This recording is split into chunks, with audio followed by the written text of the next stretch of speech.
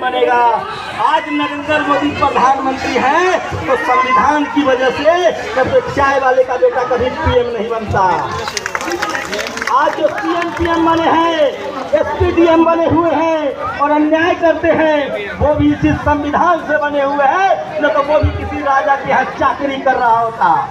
इसलिए संविधान बचाना है, संवैधानिक अधिकारों के लिए लड़ना है। जिनको जाति और धर्म की लड़ाई लड़नी है उनको लड़ने दीजिए। हम संविधान बचाएंगे, फूले पेरियार अम्बेडकर के रास्ते पर चलेंगे और इसी से हमारी गरीबी दूर होगी, क्योंकि हमें इसका सबूत हूँ। अगर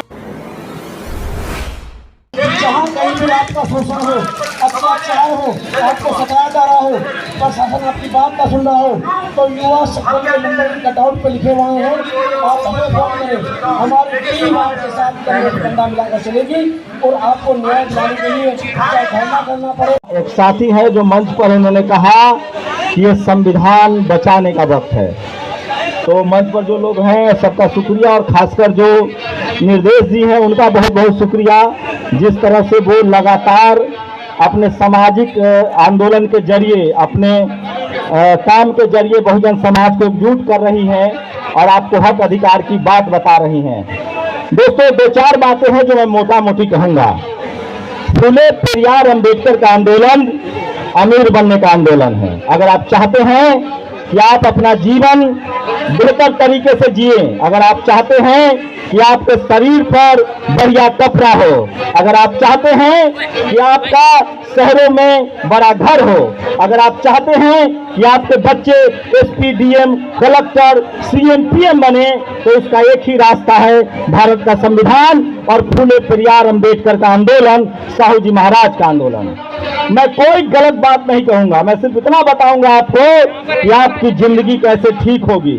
मैं जब इस देश में घूमता हूं तो मुझे लगता है कि जो संविधान ने हमें नाम दिया है एससी, एसटी, ओबीसी का, मतलब दलित, पिछड़ा, आदिवासी और किसान, वही गरीब क्यों हैं, वही लाचार क्यों हैं, वही बेबस क्यों हैं, उसी के पास पैसे क्यों नहीं है, वो हाई कोर्ट सुप्रीम कोर्ट में जज क्यों नहीं है, वो बिजनेसमैन क्यों नहीं है, और यहाँ तक कि इस देश से जो लोग रुपए लेके भाग गए हैं उसमें एक भी एससी, एसटी, ओबीसी का आदमी नहीं है। ये सारे पत्रकार साइड हो जाइए, उनको देखने दीजिए तभी मैं बोलूंगा, या तो बैठ जाइए अपना अपना मोबाइल लगा के, उनको देखने तो दीजिए जिनके लिए हम बोल रहे हैं। आप लोग हटिए आगे से, या तो मोबाइल लगा के हट जाइए, साइड में हो जाइए, साइड में फ्रेम बनाइए। हम भी पत्रकार हैं यार, इतना तो हम जानते हैं, साइड से हटिए ना भाई। अरे मैं सीरियस हूँ, मैं आप इधर से आके फ्रेम बनाइए। जो महिलाएं आए हैं उनको मैं कहना चाह रहा हूँ, मैं सही कह रहा हूँ, अगर आप फूले पेरियार अम्बेडकर, बाबा साहेब और संविधान की बात मानेंगे तो मैं लिख के दे सकता हूँ कि आपके बच्चे को अमीर होने से कोई नहीं रोक सकता है। ये लड़ाई गरीबी और अमीरी की है, ये लड़ाई जातिवाद के खिलाफ है, ये लड़ाई शोषण के खिलाफ है। आपको पता है इस देश में सबसे बड़ा आतंकवाद जातिवाद है।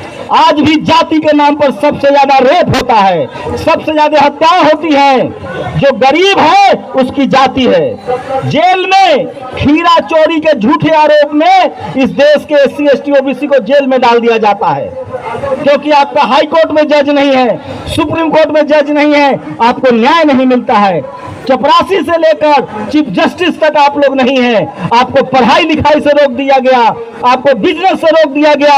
आप एक घर के कमरे में रहती हैं, आप किराए पर रहती हैं, आप झुग्गियों में रहती हैं। जाइए झुग्गियों में और पता कीजिए किस जात के लोग रहते हैं। और जो हमें कहते हैं कि हम हिंदू हैं, अच्छी बात है हिंदू, दो हमें जमीनें, दो हमें नौकरी, दो हमें बिजनेस, हमें अपने शहरों में बसने दो।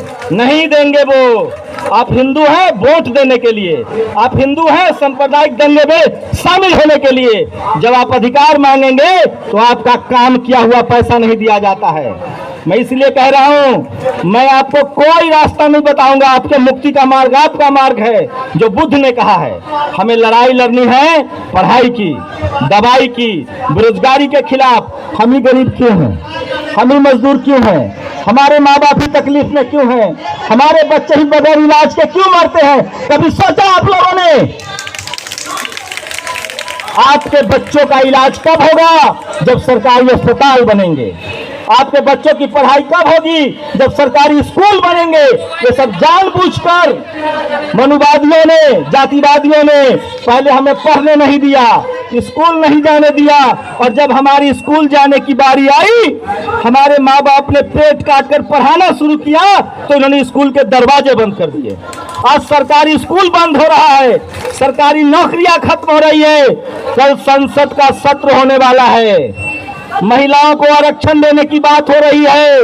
जब तक SC ST OBC और किसान महिलाओं को अलग से आरक्षण नहीं मिलेगा, हमारी बहन बेटी संसद भी नहीं जा सकती हैं। इसलिए मैं कह रहा हूं आप लोगों को कि आप लोग पढ़ाई लिखाई दवाई और संविधान न होता तो हमारे शरीर पर एक कपड़ा न होता। हमें आज भी जो थोड़ा बहुत न्याय मिल रहा है वो न्याय न मिलता, हम लोग स्कूल कॉलेज नहीं जा पाते, तो हमें किसको बचाना है? संविधान को बचाना है।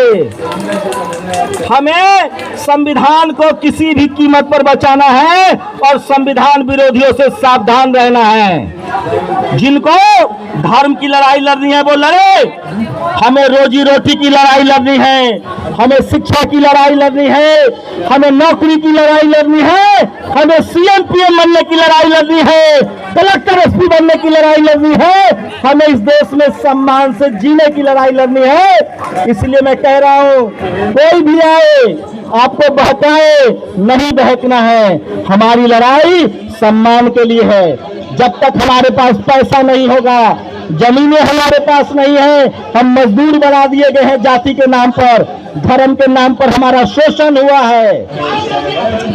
इससे निकलने का जो रास्ता पेरियार, बाबा साहब और जाति सावित्रीबाई फुले ने बताया है, उसी रास्ते पर हमको चलना है। हम लोग संवैधानिक आदमी हैं, हमें किसी के धर्म से कोई मतलब नहीं है। जिसको जिस बात से पेट भरे वही करना चाहिए। हमारा पेट संविधान भरता है, हमारी पेट पढ़ाई लिखाई से भरेगी। हमारे बच्चों के लिए पढ़ाई लिखाई होगा तभी वो डॉक्टर, इंजीनियर, कलेक्टर, SP बन पाएंगे। तो हमें पढ़ाई लिखाई दवाई की लड़ाई लड़नी है। जिनको धर्म से पेट भरता है वो धर्म की लड़ाई लड़े, हम संविधान से पेट भरता है, संविधान बचाएंगे। और ये बात गांव गांव में जाके कहिए। हमें कुछ जो भी मिला है, मेरे माँ बाप मजदूर हैं, मैं आज पढ़ लिख के आपके सामने बोल रहा हूँ क्योंकि बाबा साहब का संविधान था। हम बाबा साहब का नाम भी इसलिए लेते हैं क्योंकि बनेगा।